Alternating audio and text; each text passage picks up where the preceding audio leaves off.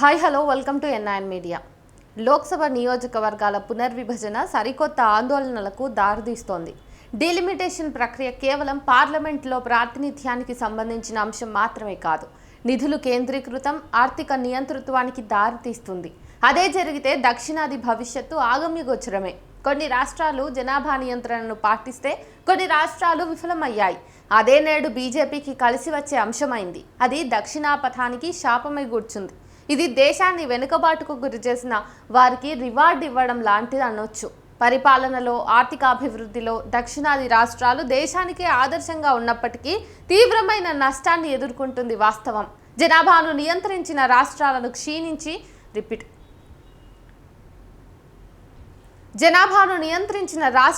శిక్షించి ఆ పనిని చేయని రాష్ట్రాలకు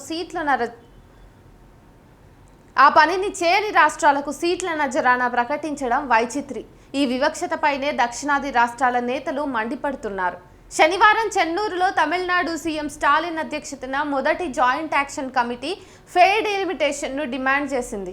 లోక్సభ నియోజకవర్గాల పునర్విభజన ప్రక్రియను మరో 25 ఏళ్లు వాయిదా వేయాలని కోరుతూ తమిళనాడులో అఖిలపక్ష సమావేశం ఒక తీర్మానాన్ని ఆమోదించింది. ఇదేదో రాష్ట్రానికో ఒక ప్రాంతానికో ప్రయోజనం కలిగించేది అనుకుంటే పొరపాటు. జాతీయ సమైక్యతను మరింత పటిష్టం చేసేందుకు ఉద్దేశించినటువంటి తీర్మానం ఇది. భారత గణతంత్ర రాజ్య సంస్థాపనలో అంతర్గర్భితంగా ఉన్న సమాఖ్య ఒప్పందాన్ని గౌరవించేందుకు ఉత్తమ మార్గం లోక్సభ సీట్ల ప్రస్తుత కేటాయింపును ఎటువంటి మార్పు లేకుండా యథాతథంగా కొనసాగించడమే.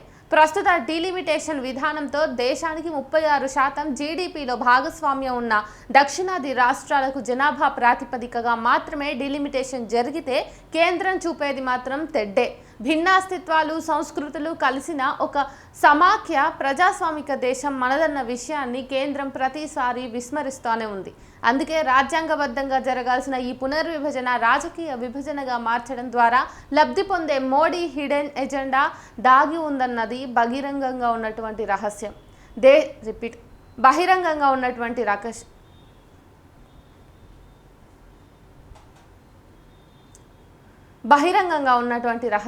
దేశ భవిష్యత్తుకు, రాజకీయ గమనానికి సంబంధించిన కీలక అంశాలపై కూడా పారదర్శకంగా, సమగ్రంగా చర్చ లేకుండా ఒంటెత్తు పోకడలతో వ్యవహరించడం కేంద్ర ప్రభుత్వానికి రివాజు. ప్రతి అడుగులోనూ స్వప్రయోజనాల కోసం ప్రజాస్వామిక పద్ధతులకు తిలోదకాలిచ్చి అంతా తన గుప్పెట్లో పెట్టుకోవడం బీజేపీ సర్కారు విధానం. రాష్ట్రాల హక్కులపై దాడి చేయడం, అంతకంతకు అధ్యక్ష తరహా పాలనను తలపించేటటువంటి విధంగా కేంద్రీకృత పెత్తనానికి దారితీయటం దీని లక్షణంగా ఉంది.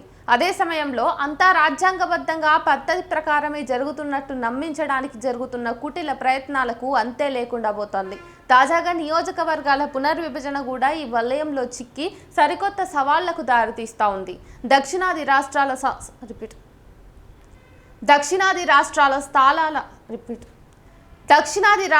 స్థానాల సంఖ్య తగ్గిపోతుందని, ఒకవేళ పెంచినా వాటి వాటాగా రావాల్సిన పెరుగుదల రాదని ఈ ముఖ్యమంత్రుల విమర్శ. యూపీ, బీహార్, మధ్యప్రదేశ్, రాజస్థాన్ రాష్ట్రాల్లో ఎంపీ సీట్ల సంఖ్య ప్రస్తుతం ఉన్న 174 నుంచి 284కు పెరుగుతుందని అంచనా. అదే సమయంలో దక్షిణాదిన కొన్ని రాష్ట్రాలకు ఉన్న సీట్లే పోయే ప్రమాదం ఉంది. ఫలితంగా దేశ రాజకీయాల్లో విధానపరమైన నిర్ణయాలను ప్రభావితం చేయటంలో దక్షిణాది మాటకు విలువ లేకుండా పోయే ముప్పు ఉంది. కేంద్రం నుంచి రావాల్సిన నిధులు కూడా తగ్గిపోయే ప్రమాదము లేకపోలేదు. ఇప్పటికే అన్యాయానికి గురైన దక్షిణాది రాష్ట్రాలకు ఇది పుండు మీద కారం చల్లడమే అవుతుంది. దేశంలో ఒక రాష్ట్రం మరో రాష్ట్రం మీద ఆధిపత్యం చెలాయించే పరిస్థితి ఉండకూడదు. అదే సిసలైన ప్రజాస్వామ్య స్ఫూర్తి. ఇది కేవలం ఉత్తర దక్షిణ రాష్ట్రాల వ్యవహారం కాదు, అభివృద్ధి చెందిన రాష్ట్రాలు, ప్రాంతాలకు నష్టం చేకూర్చే అంశం. కేవలం జనాభా ఆధారంగా సీట్లు పెరిగితే సమాఖ్య స్ఫూర్తికి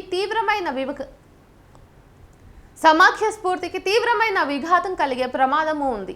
మనమంతా భారతీయులం. అయితే మనందరికీ ఆయా ప్రాంతాల అస్తిత్వం ఉంది. విభిన్న భాషలు, సాంస్కృతిక అస్తిత్వాలతో కూడిన ఒక సమైక్య దేశమే భారతదేశం అన్న విషయాన్ని మనం మర్చిపోకూడదు. బీజేపీ అంటగాగుతున్న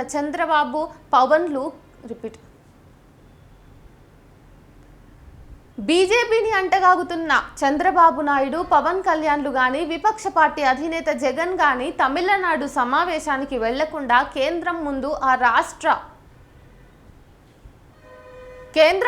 రాష్ట్ర ప్రయోజనాలను తాకట్టు పెట్టేశారు. దక్షిణాదిలోని అన్ని రాష్ట్రాలు రాజకీయ పార్టీలు విభేదాలను వీడి పునర్విభజనలో మన వాటా దక్కించుకునేందుకు ఐక్యంగా పోరాడాలి. తమ శాసనసభల్లో దీనిపై తీర్మానం చేయాలి అన్న తెలంగాణ సీఎం రేవంత్ రెడ్డి విజ్ఞప్తి మిగతా రాష్ట్రాలు పరిగణలోకి తీసుకోవాలి. దక్షిణ భారత గళాన్ని బలంగా ఐక్యంగా యావత్ దేశానికి మరింత గట్టిగా వినిపించాల్సిన అవసరం ప్రస్తుతం మన ముందుంది. అయిపోయిందబ్బా కట్.